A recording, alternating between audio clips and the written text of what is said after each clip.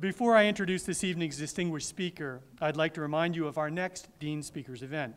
On February 23rd, we will welcome Ellen Coleman, Chief Executive Officer of DuPont, and I invite you all to join us for this lecture as well. I'd like to acknowledge Chancellor Holden Thorpe and his wife Patty, who are seated here in the front row. Welcome, Holden and Patty.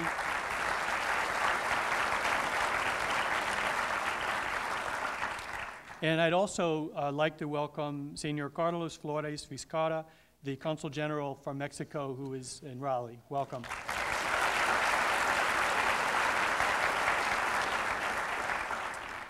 Tonight, as you know, we're honored to welcome President Vicente Fox to UNC Kenan-Flagler.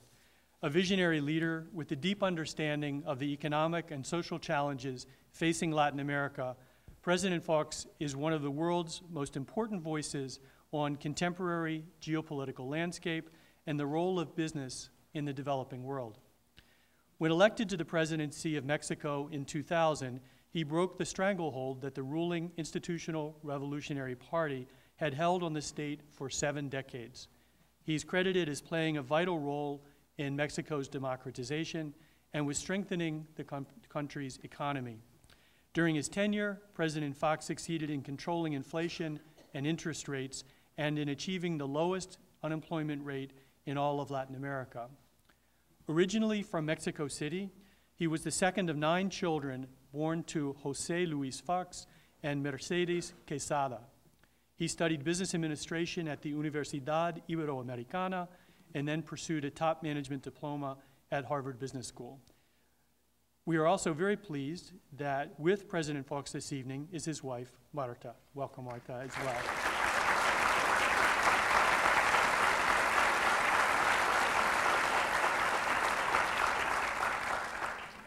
Please join me in welcoming our distinguished guest speaker, President Vicente Fox.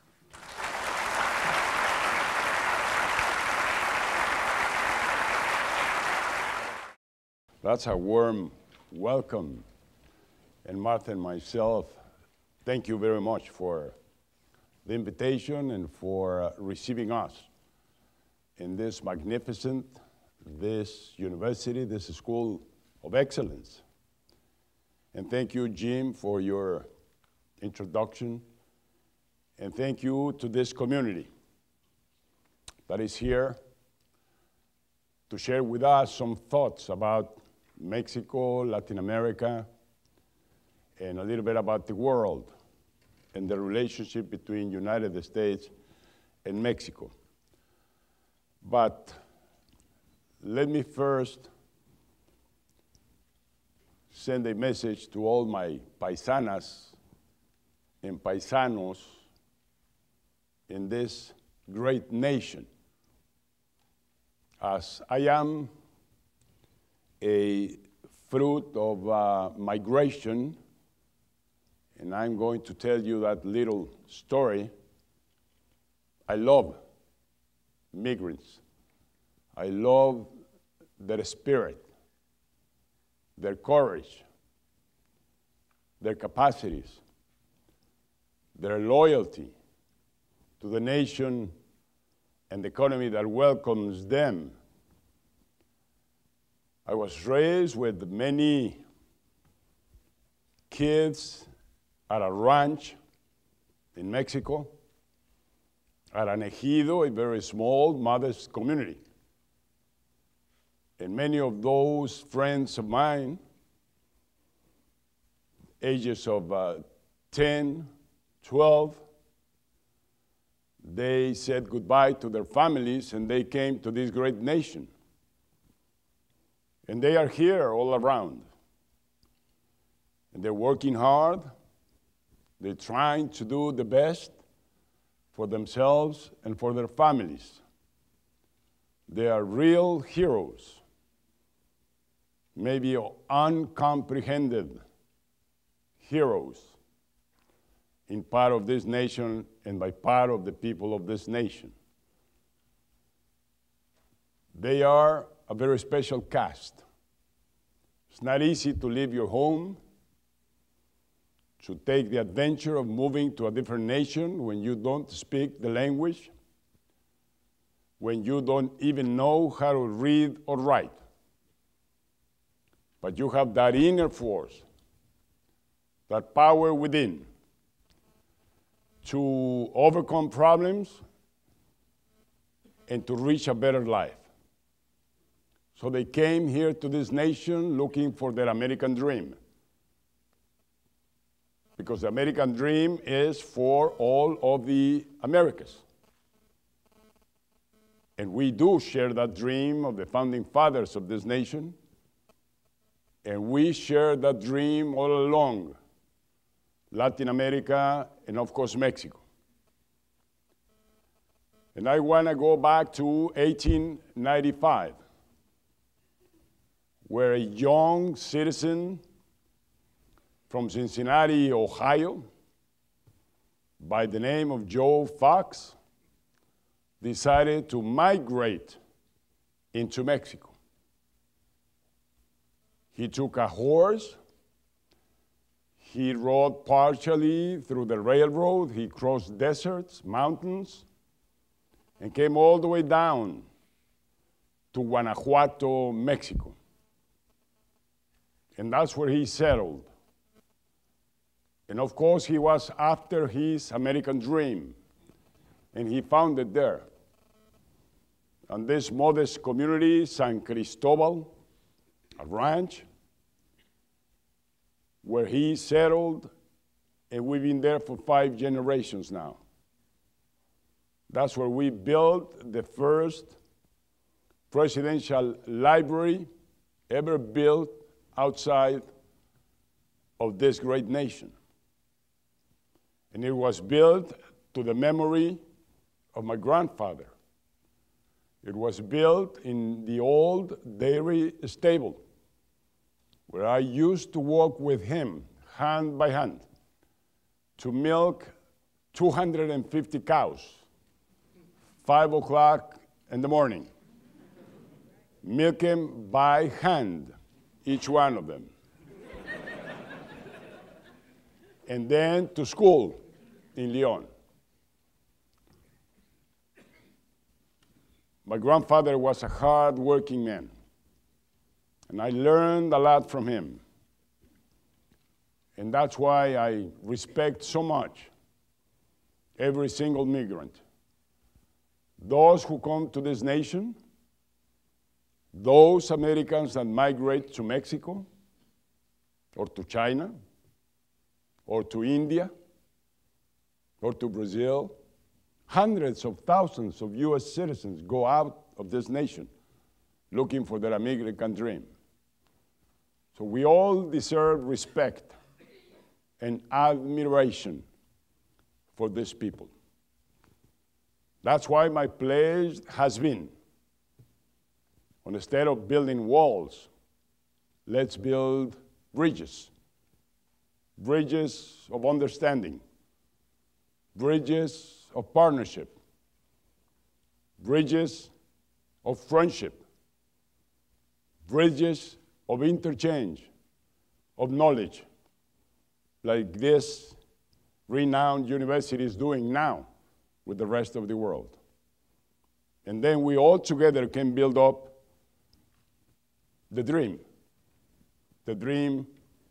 of the Americas. And now let me go back a year ago,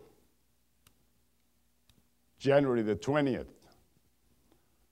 2009. A new president took over this nation, a new administration, fruit of the most extraordinary democratic process that showed us what democracy is capable of doing, and how democracy is a renewal of hope, of aspirations. And 1 year ago, this nation was looking with great optimism to the future. And so did we, the rest of the world, especially Mexico. But 1 year has gone by now, and not much has happened. The economic crisis has been very tough. It's not been easy to overcome.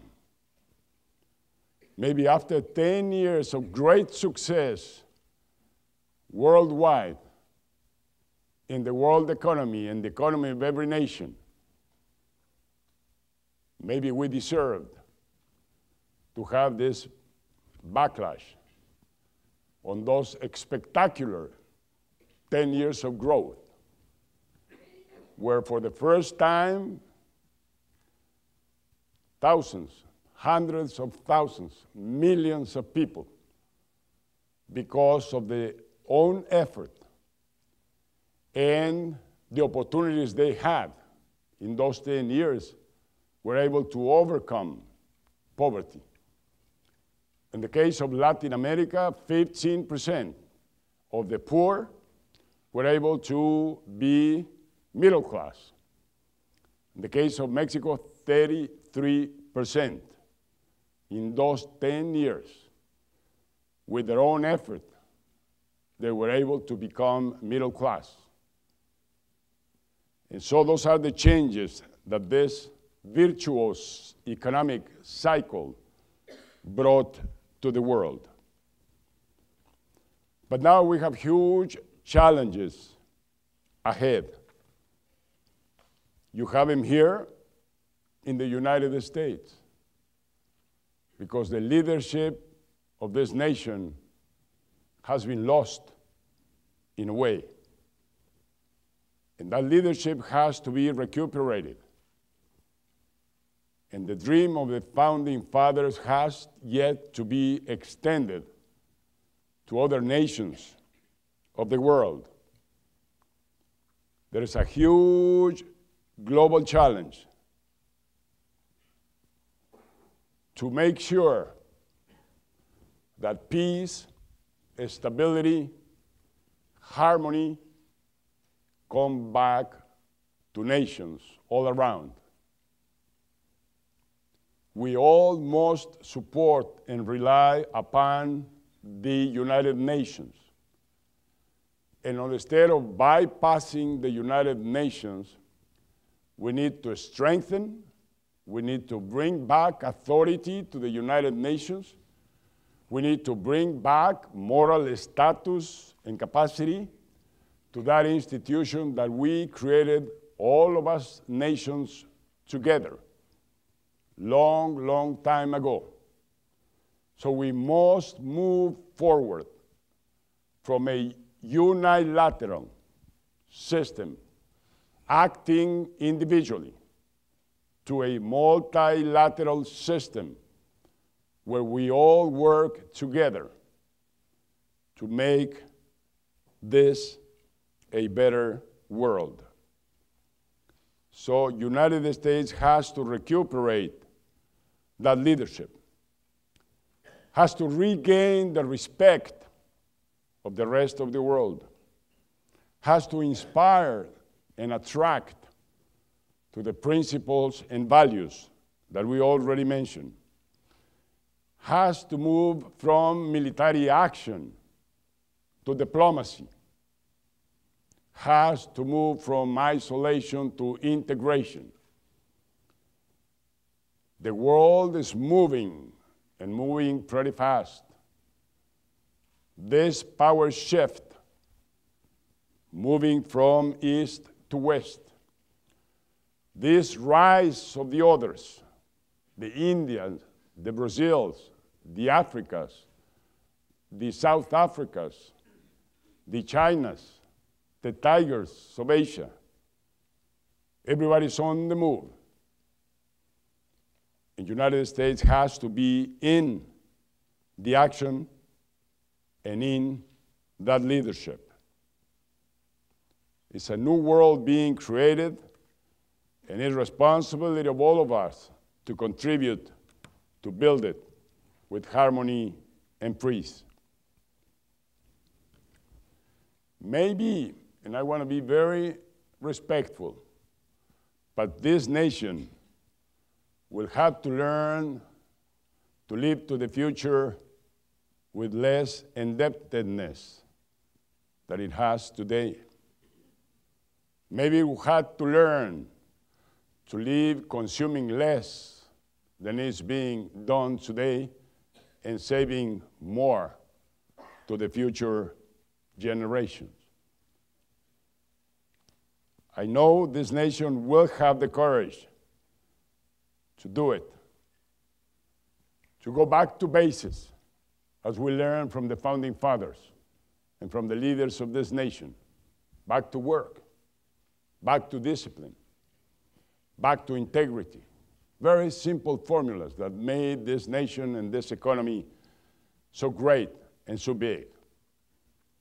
There are other regions of the world, like the European Union, right now, trying to decide where to go and who to go with.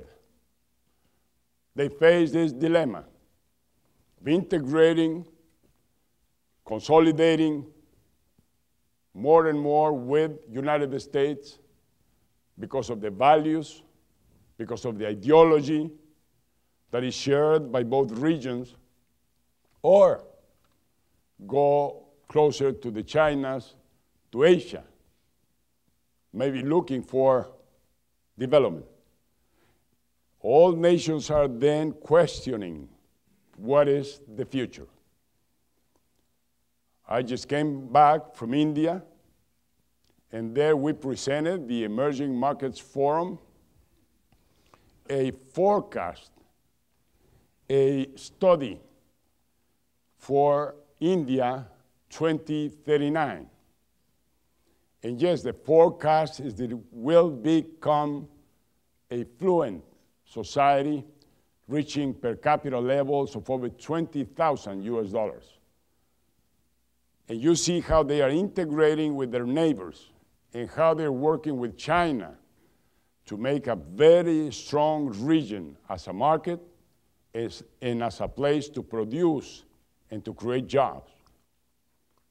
And that's when I question, what are we doing with NAFTA? This great, strong idea that we developed together 15 years ago. United States, Canada, and Mexico.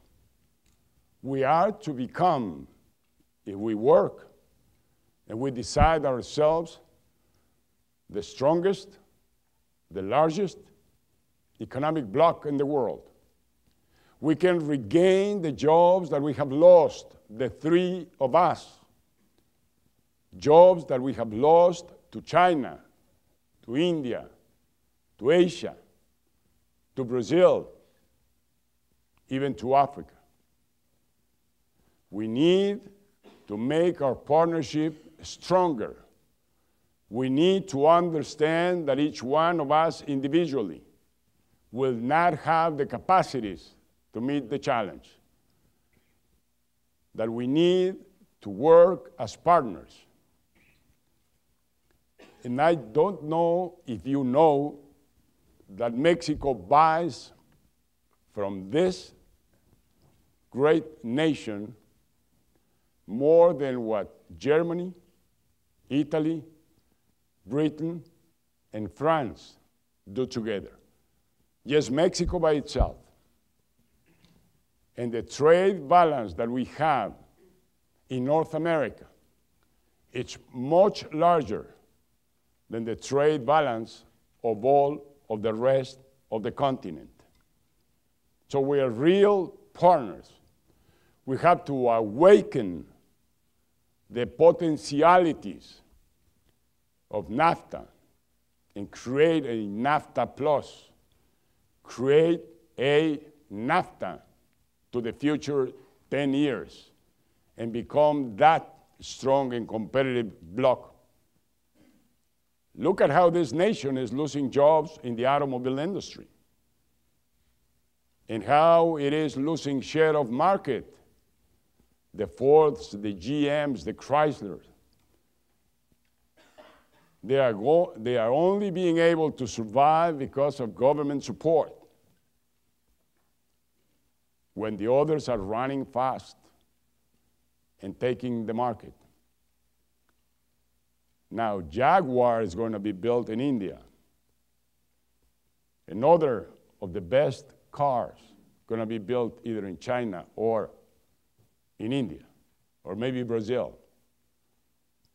So there's big challenges that this new generation that is in this school, that is looking at the future, that is bringing in new ideas and innovation, that are those new leaders that this nation is creating at the best of the very best universities worldwide. You have here in this nation by far the strongest, most talented, most sophisticated, most of excellence net of universities and institutions. There's no comparison worldwide. But soon, the others that are on the rise will be taking over that market. 100,000 students from China, 100,000 students from India. And the surprise is they are not going to stay to work here. They want to go back to their nations because they see how those nations are moving and how those nations are growing. And they're ready to go and build the future with the rest of their fellow citizens. Of course, they have huge challenges. Poverty is overwhelming, both in China or India. But every year, millions of those poor families move into middle-class families. We're neighbors. We're partners. We're friends. Mexico, United States, and Canada. And let me give you a brief overview of what's going on with your neighbors down south. First, in those 10 years of that virtuous cycle, we were able to succeed because we moved out from authoritarian governments, from dictatorial governments that we suffered the whole of the 20th century. Who doesn't remember the guerrillas in Brazil, in Argentina, in Ecuador, in Salvador, in Nicaragua, in Panama, in Colombia, in Peru, in Uruguay, everywhere, even in Mexico. An authoritarian government ruling for 71 years. Do you really know what are the possibilities of a nation that does not live by democracy, or a society that does not enjoy freedom? In a way, you give it for granted. You've been 200 years, the oldest and most successful democracy, and millions of US citizens that have enjoyed freedom. Those are two key ingredients for development. When you have and are run by a democracy, then you feel responsible with your own nation because you are taking part of the decisions. When government is all absorbent, it's all authoritarian, it's all dictatorial, people become very dependent. Societies don't grow, and that's what happened to us in Latin America. Today we try to explain why Latin America is lagging behind, why Asia moved ahead, why Europe moved so successfully, why this nation has become what it is, and why Latin America has not. To my understanding, it's been the lack of democracy and the lack of freedom. If you don't have freedom, there's no innovation. There's no new ideas. There is no change and renewal every other administration.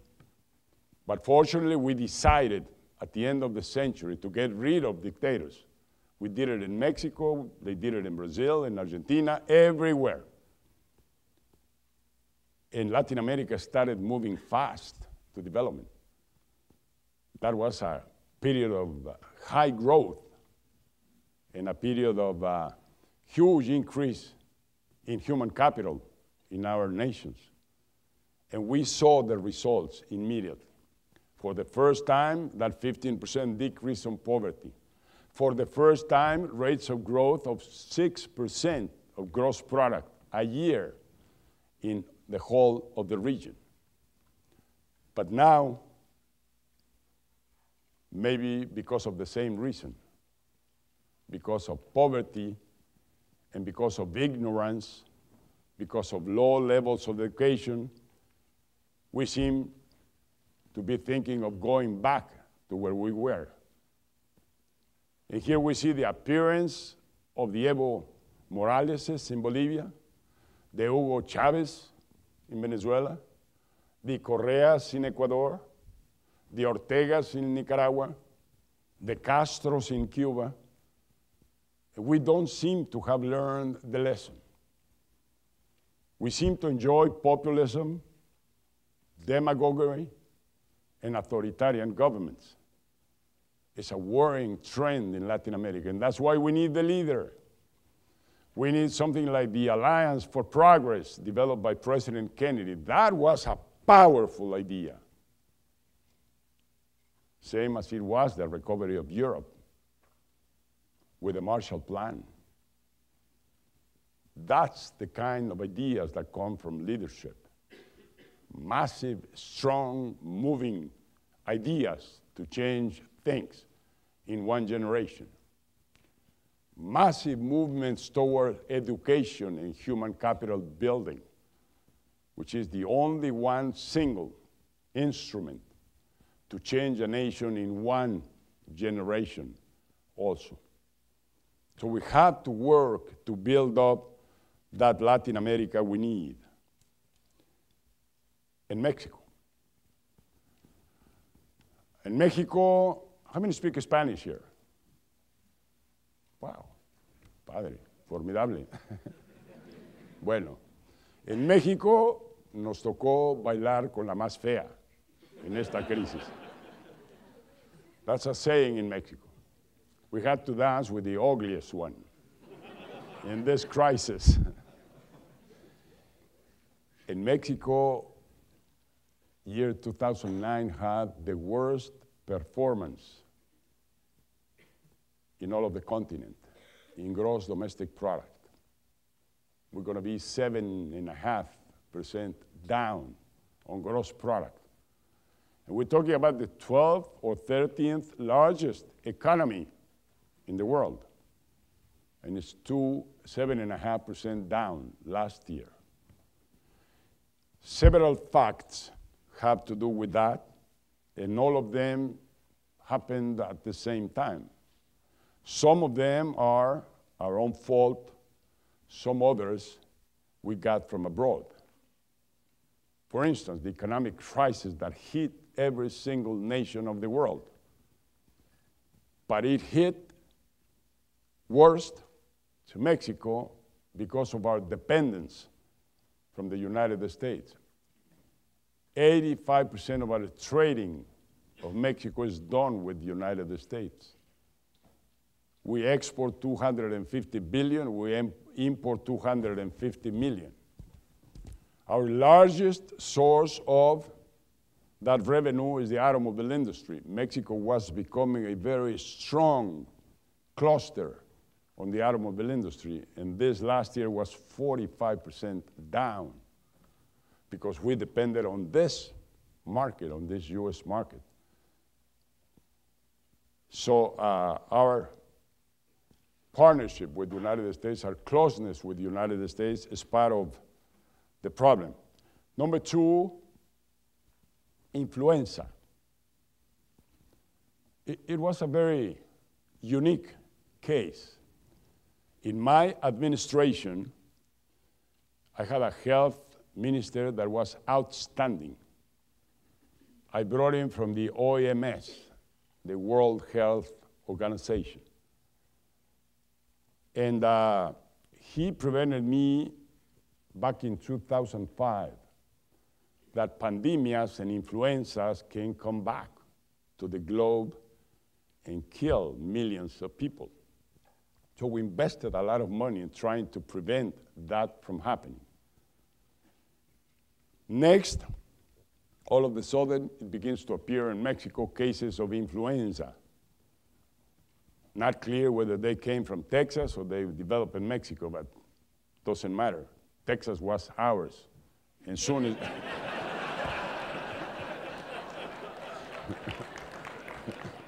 and soon it's going to be back. We'll have the first Mexican governor. Well, anyway, maybe the government overreacted, not only to protect Mexican people, but to protect people all over the world.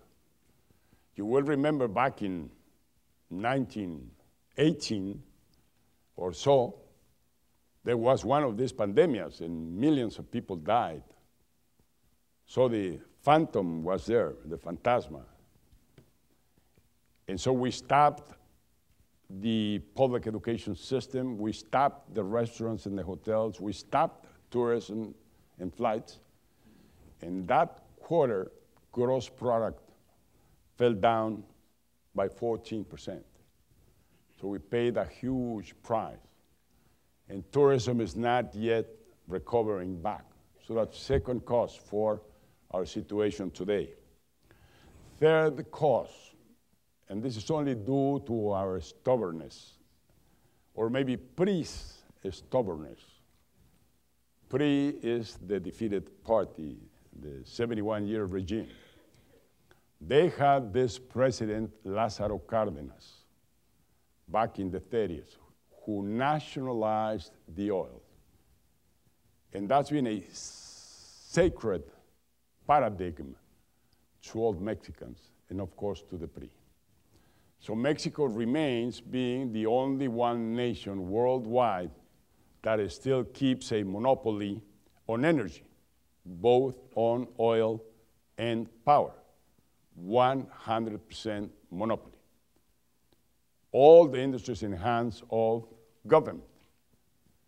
And we all know that government is not a good administrator. And it's not the best and most honest administrator of a business. So up to now, we have not accepted to open to private investment the industry. And the consequence is here now. Last year, output of oil decreased by 9%. A oil-rich nation, a gift given to us by God, or who knows, today maybe by the devil is the one that gave us that oil. Because we have it there and we cannot extract it. It's in the oil, it's in the Gulf of Mexico and Cuba through private investment. It's extracting it. Of course, United States and its oil industry is extracting the oil on deep waters of the Gulf of Mexico, and Mexico is not extracting one single barrel of oil from the Gulf of Mexico deep waters. So we need a constitutional change so that we can overcome this situation and move ahead fast with a rich industry that can give Mexicans a lot of jobs and a lot of income. Fourthly, and not less important, drugs, crime, violence. We in Mexico just happen to be in between. The drug-producing nations of the South, the Colombias, the Venezuelas, the Ecuadors, the Bolivias. And we are a transit country for drugs coming to the largest market, consumer market in the world, which is the United States. And this being in between has caused us many, many problems. To begin with, we were not a producing nation. But when some Mexicans saw all this drug moving through Mexico, they decided to start producing in Mexico. So from a transit nation, we moved into a production of drugs nation. And when the strategy of Mexico and United States was able to withhold part of the drug in the border and refrain it from moving to the US market, then that drug was promoted and sold in Mexico. And now we're becoming a fast-growing consumer market for drugs in our nation. So finally, President Calderon decided to put a stop to this. We tried in the past different strategies. President Calderon decides to put the army on this war, on this fight, to bring all the power of the state to try to control, limit, reduce, and hopefully eliminate drugs accessibility to consumers. No other president anywhere in the world, anywhere in history, has taken such a decision. That's a courageous decision. It's taken to prevent our kids from the evil of drugs. But it's also taken to prevent from the evil and consumption to the kids in the United States, to your sons, to youth in this nation. And so we are right now undergoing this war. And it's been 3 years, and it doesn't seem to have an end. Consumption is still growing here in this nation. Consumption is growing in Mexico. Criminals seem to appear every day more and more. Of course, they come to this nation and they buy all the weapons they need, all the ammunition they need, the most sophisticated ones, and they bring them into Mexico.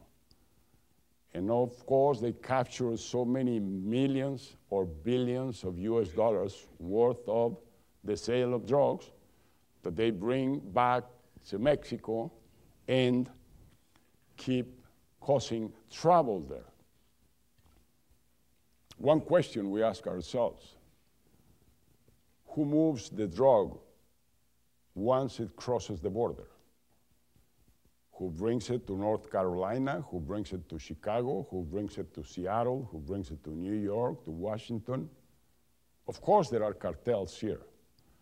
And who's stopping them? And the parents, us, the families. Why should we ask government to stop the distribution of drugs so that we protect our kids?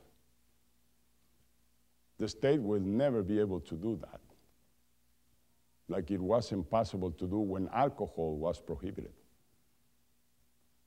So I think that it's time also to discuss the responsibility of parents, the responsibility of the education system, and the possibility of decriminalizing or legalizing drug consumption or part of the drug consumption. I know it's ideas that are complicated, but believe me, the situation in Mexico is complicated. Can you imagine the amount of jobs that we're losing because of this war? Can you imagine the amount of foreign investment not coming into Mexico because of this war? Can we imagine how an economy works having this problem every day and not having the time to dedicate to education, to investment, to job creation, and else? So that's the fourth issue that has to do with Mexico's situation today. But I'm not pessimistic. I'm always optimistic. And that's why I believe deeply in leadership, in the leadership that is coming out of this university, in those dozens of Mexican students that are here in this university, or those hundreds that are in all universities in the United States or in Mexico, those future leaders that have the capacity to change. Because we are all leaders. You are leader, you're leader, you are leader. We're all leaders. And we're leaders all the time of our life. And we don't have to take the trench of president of the United States or dean of this university. There are leaders in the family, there are leaders in the community, there are leaders at work, there are leaders everywhere. And you know, the problem is that in cases like Mexico, most people do not stop, go within themselves, learn about who they are, what are they doing in this life, what they want to become, what is their life project. And they don't do it because nobody has told them to do that exercise. Imagine the amount of leaders that we can have if everybody does that small exercise. And by the way, it has to be done every day.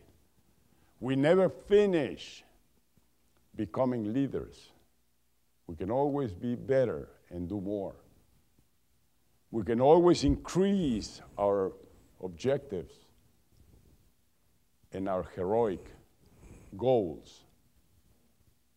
And that will give us the strength to keep growing ourselves and keep doing better and better things every day.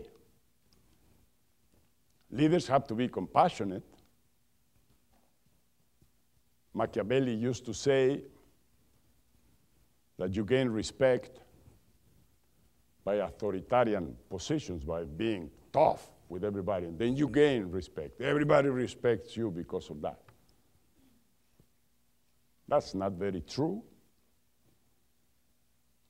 The Saint Loyola, San Ignacio, would say you gain respect by love. You gain respect by being for others, by doing things for your community, doing things for yourself and your family.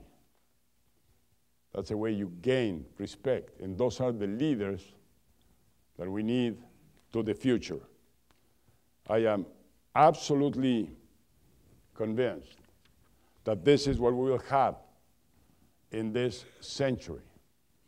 It was not a good start with this economic crisis that we had. But maybe that's shaking up ourselves, and maybe that's putting us the pressure that we have to act and act fast. And I know pretty well that this nation will come back to its leadership and share with others those values that made this nation so great and so big. And to you here,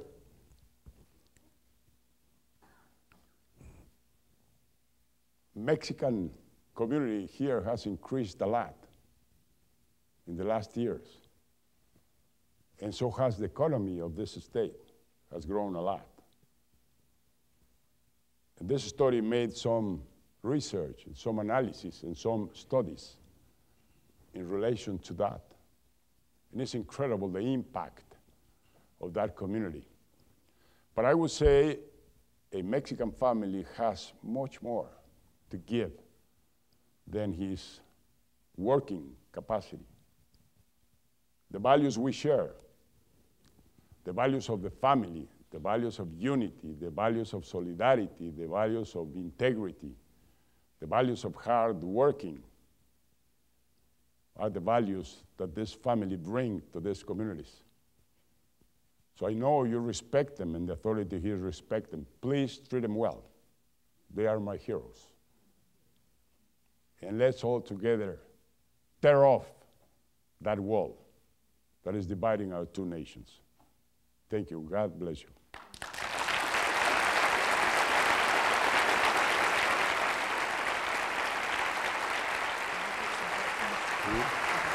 Do you have time? No, maybe 5, 10 minutes. Yes.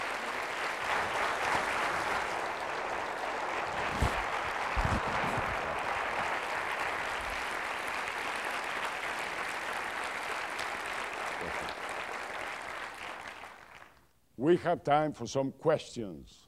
How about how many grandsons does Martha have? None. She only has granddaughters. 5.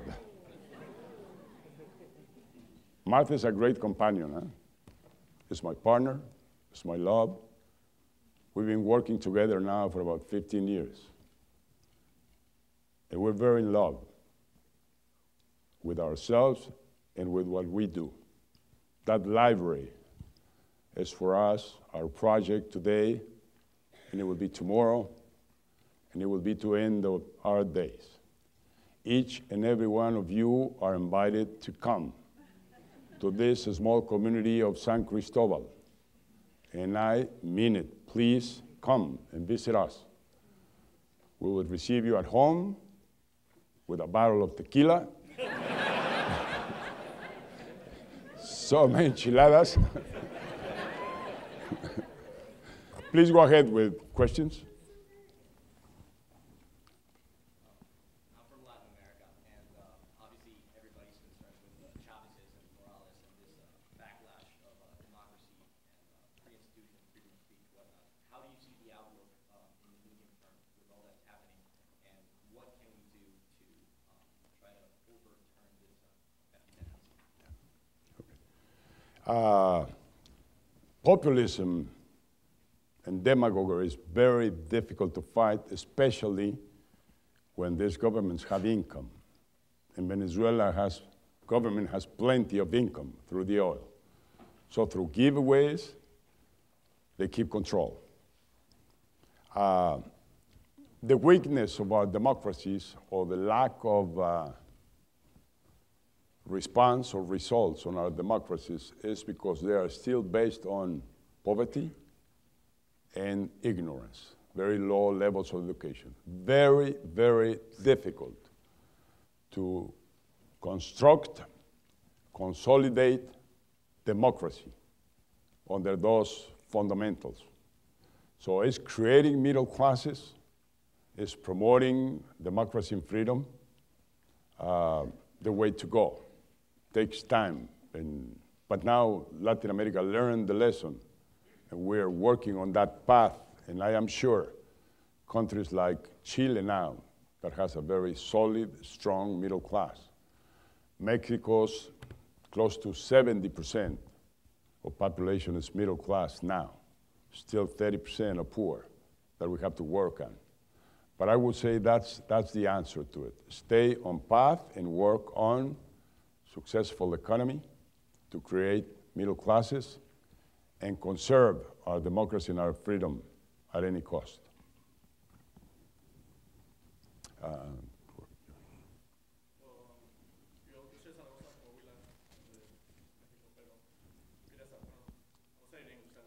Yes, please. Well, I was wondering what you think of the fact that, like new immigrants in the United States, we can't attend school without paying the out-of-state tuition, which basically means you can't attend school. Nobody comes as an immigrant with the money to pay $30,000 a semester.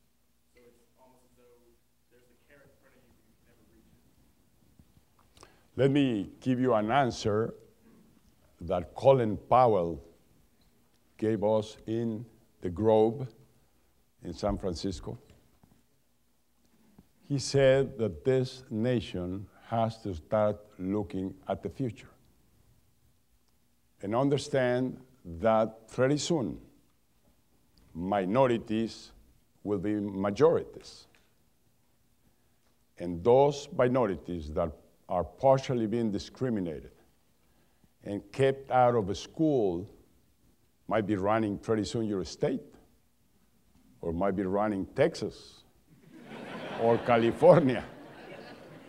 This is Colin Powell's message to his own nation. He said, we must understand that, and we must solve that problem, and we must educate at higher levels are minorities, or which is the leadership that we're going to have 20 or 50 years from now. I think it's a very, very strong message. And it's very factual, it's real. So that would be my answer to that. Open the schools for everybody. Health for everybody. Incredible, the greatest nation in the world, has not been able to develop a system for full health Medicare coverage to all its citizens. And I know there is a big discussion whether Obama's plan is the right one or not. And I don't know which is the right one. But there has to be one that will cover every single citizen, documented and undocumented.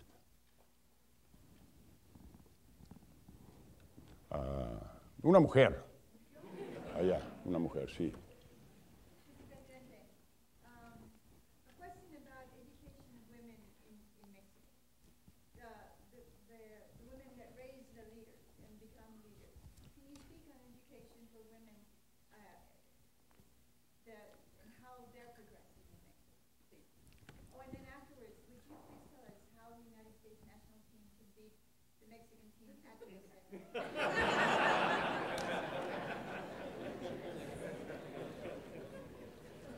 I asked the question for UNC, and they tell me 60% in this school are women, 40% men. In Mexico, over 50% now at national level, all universities, is women. The problem is they're coming from way behind, but the gap is narrowing very quickly. And I think that we have to still keep on working on making sure that women come, join, and lead. Because if I would have to select a second factor for Latin America to lag behind on the 20th century, it's because we kept the women at the kitchen and at home. We lost that magnificent, dynamic resource, that intelligent and visionary capacity of women. And that's why Vicente Fox has, among its very key issues within leadership, is women leadership. And this is Martha's passion that I share, and we're working hard on that. That will bring Latin America back to where we should be. Soccer or football America? Huh? Soccer, okay. Let me give you a formula. First of all, when you play soccer, you don't break your leg, unless you're a Mexican that is studying here, that I just met, right? But we are very proudly associated with the Pacific Institute in Seattle, Washington. Vicente Fox is associated with them. The president is Lou Tice, a former high school teacher that developed a 72-hour seminar to change losers into winners, to change mediocrity into excellence. He works with U.S. professional teams on football, soccer. He worked with the swimming team for the Olympics, the one that got about 8 medals. So we're working now in Mexico, and our purpose is to go after the 1.5 million teachers, which, by the way, the majority is women of the teachers of the public schools in Mexico, to go after them with this 72-hour seminar. And we already are working with government, federal and state, at a state level on this. And make sure that those teachers, because they know how to teach, they know what they have to teach, but they don't do it with passion. They don't convey what they should be conveying to those kids. So we're very hopeful that this tool, this simple tool, is going to help Mexico having a much stronger output and result on our public education system. One more, sir. President Fox, I was privileged to be in Guadalajara and El Centro when you were campaigning, and you did a beautiful thing because there was a person there who was in a wheelchair, and you reached down and put that person on stage. And my point is, everybody was so excited about what you were doing, and I wanted to ask you your biggest challenge to your leadership during your tenure, during the time you were president. Yeah. I was going to say that it happened to me like it's happening to Obama. You create so much expectations on a campaign that everybody's waiting next day everything will be solved. And I did have a lot of complaints and problems on not conveying what I had mentioned or promised campaigning. But my purpose was the excluded. Number one, for all Mexicans to keep their patrimony on the same value or better than when I took over.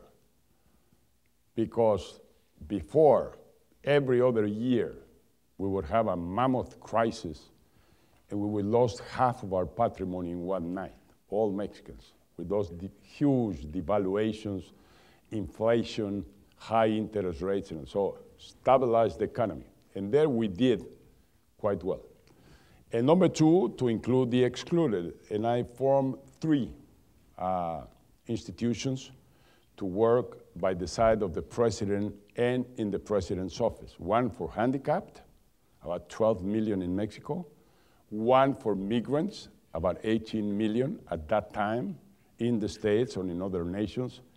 And the poor or women.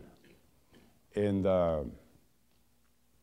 well, I just want to stay modest, but I believe in San Ignacio de Loyola. I do know that you find your own happiness, that you really feel well in life when you're working for others. And same goes Marta, same as I do. And that's why we enjoy so much our job. That's why we enjoy so much waking up at 4:30 in the morning today. That's why we enjoy so much being here with you. That's more how we enjoyed fundraising in Nuevo Laredo and get $60,000 US as of last Friday. And we just love to do what we're doing, and it's being for others. And that's an invitation for all of you. It's the best formula. Muchas gracias.